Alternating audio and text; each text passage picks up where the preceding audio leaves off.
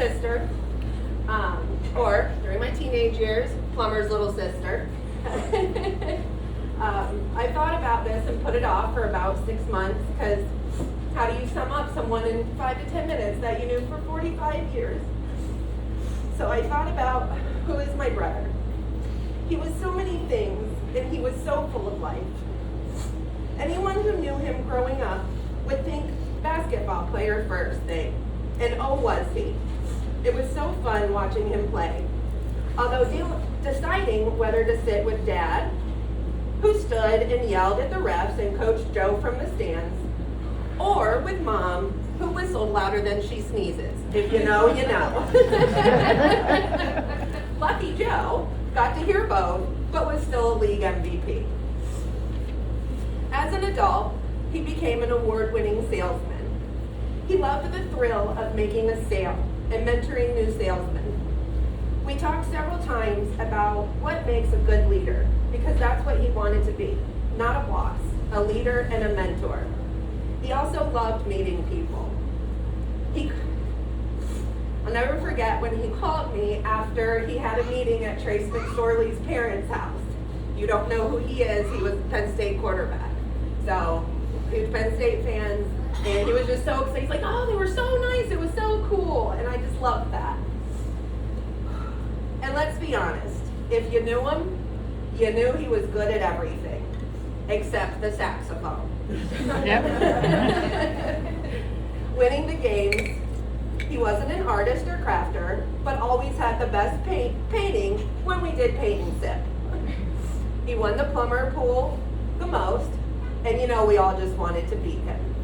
He's the only person that could make me competitive. He was the life of the party. Oh, he loved to have a good time.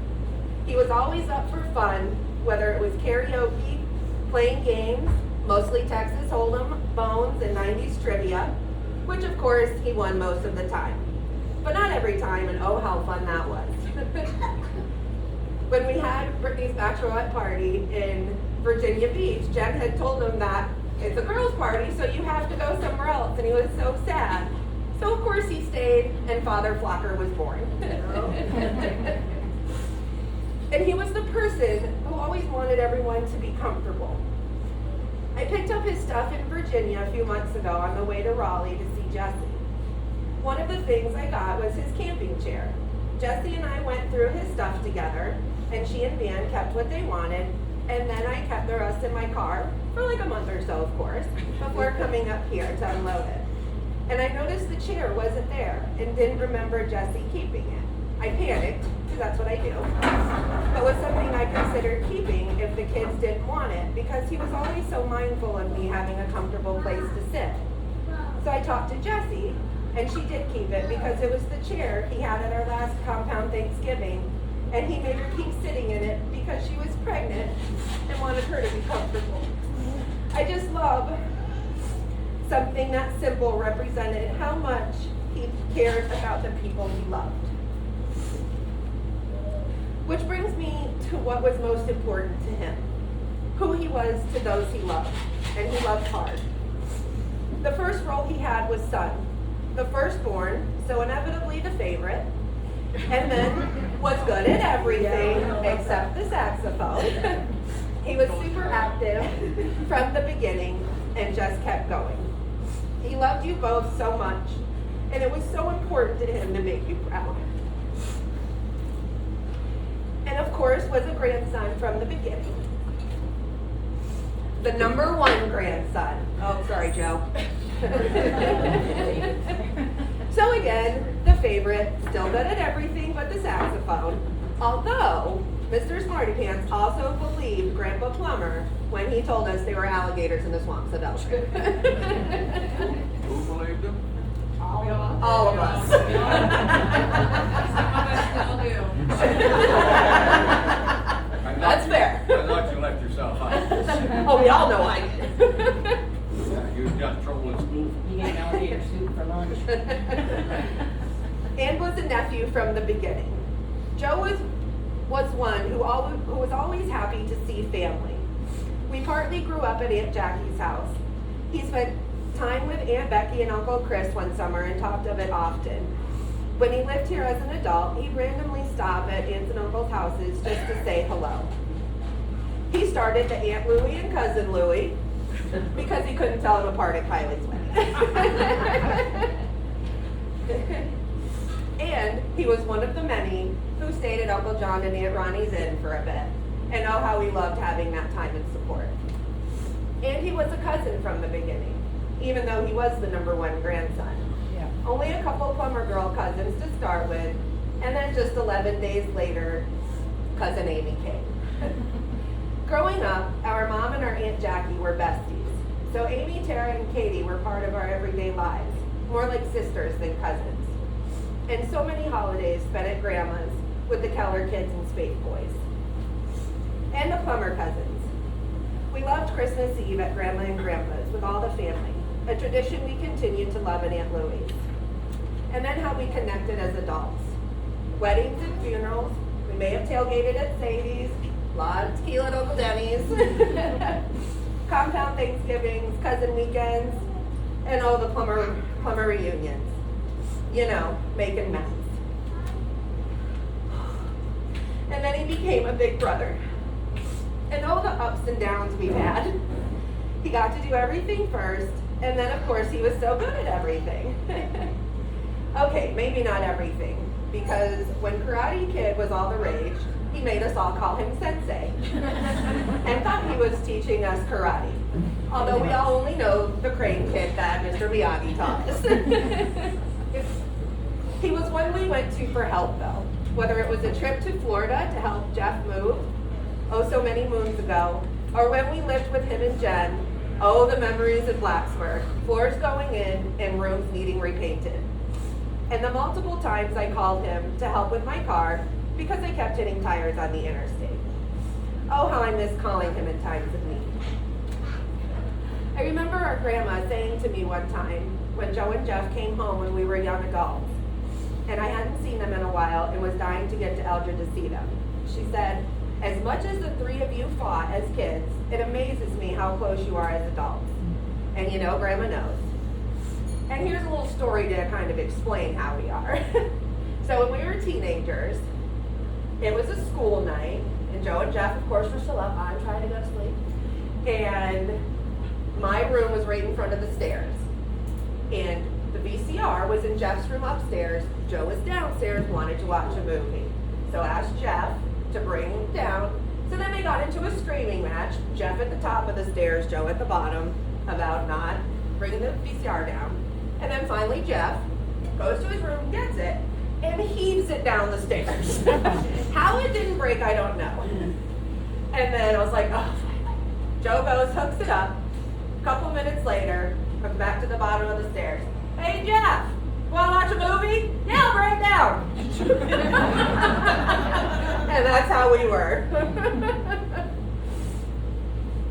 And then when we all lived near each other in our 20s and 30s, we spent so much time together and we're such best friends. We went to concerts and took trips, but mostly just hung out at Joe and Jen's with the kids. We played games, which of course Joe mostly won, made good food, had drinks, sang karaoke or SingStar, or played Guitar Hero. But mostly we just hung out, spent time together, talked about anything and everything, and laughed about most of it. Those were the best years, and we had no idea. We just thought we were having fun. And I miss you, brother. And then a bit later, after becoming our big brother, he had the roles that made him so proud and so grateful for. He was a husband. He married his high school sweetheart, and what a love story. He thought it was so funny to say, my sister Jenny and my wife Jenny. They have their ups and downs as love stories do, but anyone who witnessed it knew it was true love, and what an amazing thing to have. And then when this love story came two amazing kids, becoming a dad was Joe's favorite role. I could write a book about it and more. He was so proud of you both, and just truly loved the people you are, especially that you both do your own thing and are just so true to yourselves, with maybe a little bit of that Plummer stubbornness. Jesse, he was such a girl dad. He had a powerful love and sense of protection for you. loved your sense of humor, your drive. You strive to do your best and have achieved so much. You have a beautiful life and a beautiful family. And that made him so unbelievably happy. And he even loved your eye roll and sass. Austin. Oh, buddy, I don't even know where to start. You're so much like him, and I'm so grateful. He loved your inquisitive mind. He called all the questions from the back seat the hey daddies. He loved teaching you, coaching your baseball teams, and mostly he loved that you became a die-hard Steelers fan. Yep. I think watching Steeler games with you was probably his favorite thing. And we're going to go to the Hall of Fame for Ben. He loved so much that you were with him and did so much for him. And he was also an uncle. He loved the littles always. Ava, Haley, Kristen, Lily, they brought so much joy. And he did love Delilah, my dog, and she truly loved him. And if you know Delilah, that says a lot. Amen. And- Is that you? I'll and- second and Grandpa, a role he held for way too short of a time, but one he was so excited about and truly loved. Layla and Jamie, I'm so sad you didn't get to know him, but glad he's your guardian angel. I can't imagine a better one. I'm sure I missed many things to say about Joe. He was a lot in so many ways. Good, and maybe a few things not so good. But I'm grateful he was my big brother, and I got to be such a big part of his life. I'll end with this. Joe lived as much as he could and did lots of things. And like I said, one of my favorites was Texas Hold'em on a Friday night with my brothers and sisters. And we didn't play for a whole lot of money, but he always said we played because all you need is a chip and a dream. And he's right. Might not look how you would want, but can still live an amazing life. This was too short, but he sure did a lot of amazing things. Thank you all for being here.